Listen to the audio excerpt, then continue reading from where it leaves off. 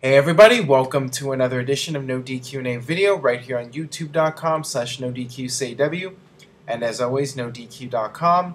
This is a very special weekend edition of NoDQ&A video. Thanks as always for watching. With that being said, let's get right down to your questions about WWE and TNA. If you want more TNA questions, formspring.me/AaronRift, go for it. Ola Aaron, big fan from Canary Island. What do you think about the idea of Randy Orton turning heel again? I think that most fans would agree it's something that's long overdue. I think Randy Orton himself would admit this. He's even gone publicly on places like Twitter talking about how he wants to be a heel again. And we even saw at Night of Champions last weekend, Randy Orton was getting booed, and you could tell it bothered him a little bit. He even flipped off the one fan at one point. So I think it would be good for Randy Orton creatively to be a heel again. It's clear that he feels he's at his best when he's a heel, and I just think we would get the best out of Randy Orton as a heel. Right now, I think what's delaying it is that WWE is still not sure about Sheamus. They want to be 100% confident that Sheamus is strong enough as a babyface to where he can carry the SmackDown brand.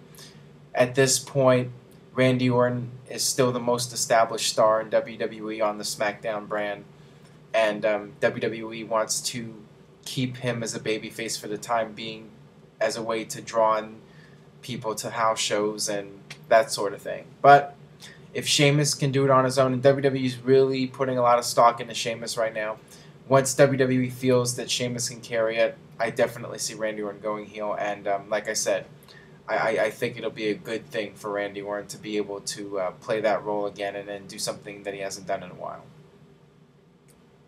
This is from Zach Holker. Have you ever taken your wife to a WWE live event? Yes, I have dragged her to a few shows every now and then, mostly the SummerSlams. She actually used to be a bigger wrestling fan years ago and gradually lost interest, but she still goes to the shows and she still enjoys them while she's there in person, but she actually hasn't watched Raw in years. I mean, she watches it every now and then and complains about it. But, I mean, whatever. I do things that I don't like that much that she's into, and that's the way married life goes. Hey Aaron, please answer this in video. TNA now has a really solid, engaging product. One that I would say is much more entertaining than WWE's. That said, they're still not gaining any headway in the ratings. What can they possibly do to change this? Well, TNA has definitely improved a lot. I've talked about this before. I admit that the product has gotten better in recent months, but I really think that TNA needs to completely change their identity and they need to make a major overhaul. The problem is that the Impact Wrestling / TNA brand is so damaged with the average viewer that I don't know if there's a whole lot that can turn it around and get people interested in TNA again. Now, with that being said, it could only take one major breakout star and TNA could be a major player in the wrestling industry competing with WWE.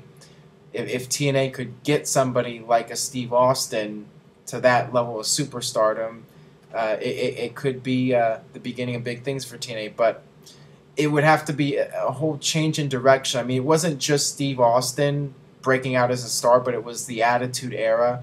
It was WWE going in a new direction and a new campaign of what their product was about.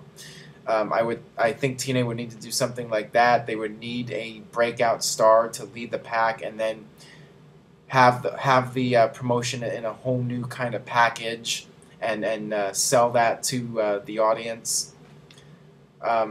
There's just so many things we need to change with TNA. As it is right now, I just don't see it gaining all that much momentum and reaching the next level. I just don't see it happening. Do you think Drew McIntyre will ever get another shot in WWE? Well, I think it's possible. Drew McIntyre, as long as he continues to push himself and work hard, I think WWE might give him another shot at some point. But the fact is, there's for every one guy that that makes it in WWE, there's 100 guys that are right there on the outside trying to break in. So Drew McIntyre has a lot of competition. There's a lot of guys with his size, his ability, his promo skills that could take his spot very easily. And they're all competing for a limited number of spots. So it's definitely tough for Drew McIntyre. That incident with him and his former wife, now Tiffany, a few years back, I mean, that did him a lot of harm. And just one little mistake, with so much competition, with guys trying to get in, and WWE is the only major promotion next to TNA. There's only so many spots, and there's just so many guys trying to get in, and just one screw up could be a career killer.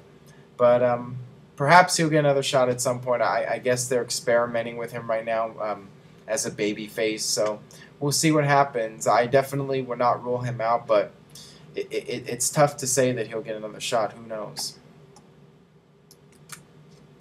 Which is more important, winning a pay-per-view or on Raw? Winning at a pay-per-view or winning at Raw?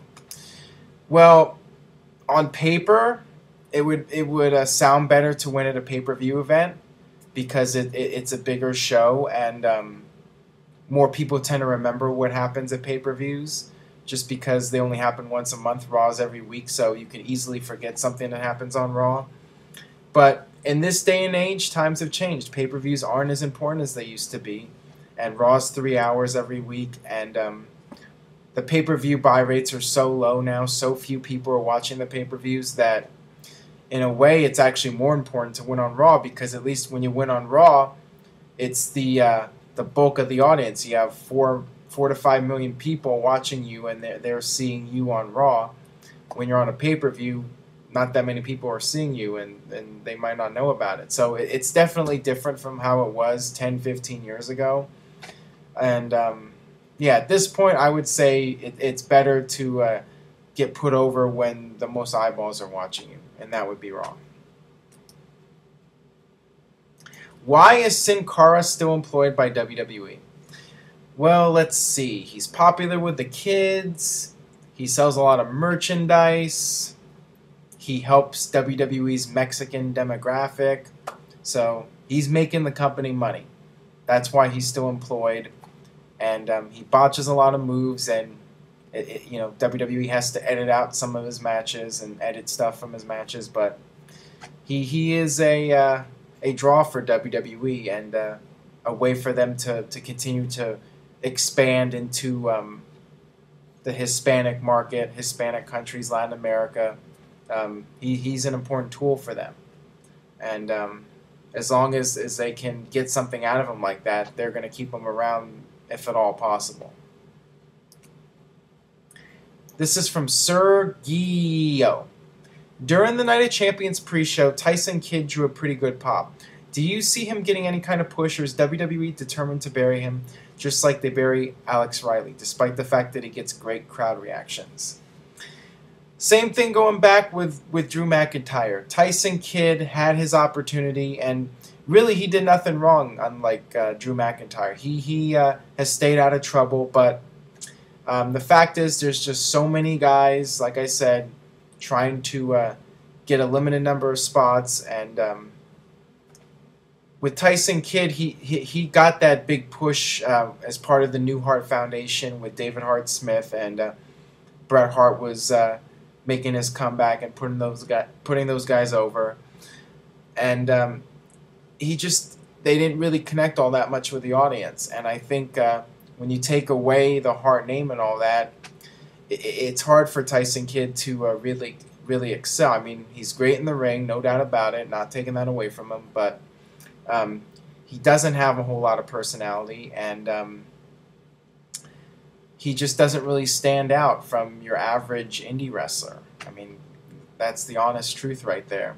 I wish I could say something better about him. I mean, like I said, he's great in the ring and all that, but there's a lot of guys that could do what he does, and he's a bit interchangeable. But if he continues to work at it and work on his character, maybe he'll get another opportunity. I don't know. This is from Tom09 Hair. Hi Aaron, with the bring back Nexus chants on Raw recently, do you think that we'll ever see that happening, and if so, who would be involved? I don't think so. I'm sure people in WWE were not expecting those chants. Now, maybe somebody will say, hey, why don't we bring back Nexus? But I think that would just be a step back at this point. It's not like Nexus was at the level of the NWO or the Four Horsemen. They were a faction, and the whole concept of Nexus was a bunch of young guys bonding together and trying to make a huge impact.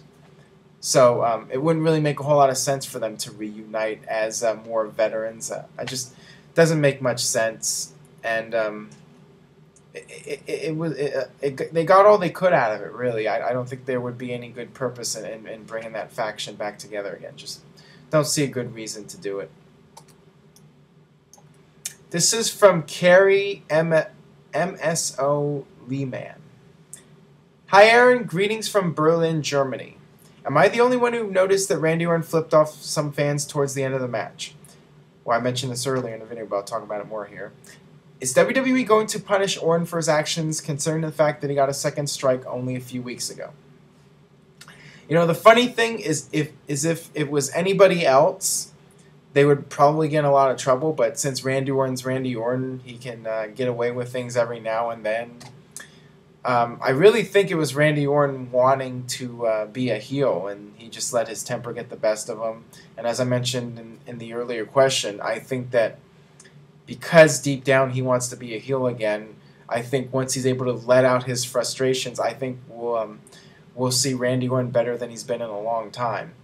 And yeah, WWE probably just chewed him out a little bit over it, but I doubt that he got in any kind of real trouble, and a lot of it's due to the fact that he is Randy Orton.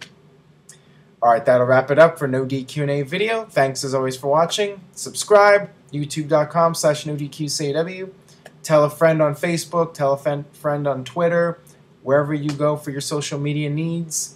And make sure you stay tuned to NoDQ.com for the very latest about WWE Hell in a Cell, as well as TNA Bound for Glory. And I'll see you this coming week for more NoDQ&A video.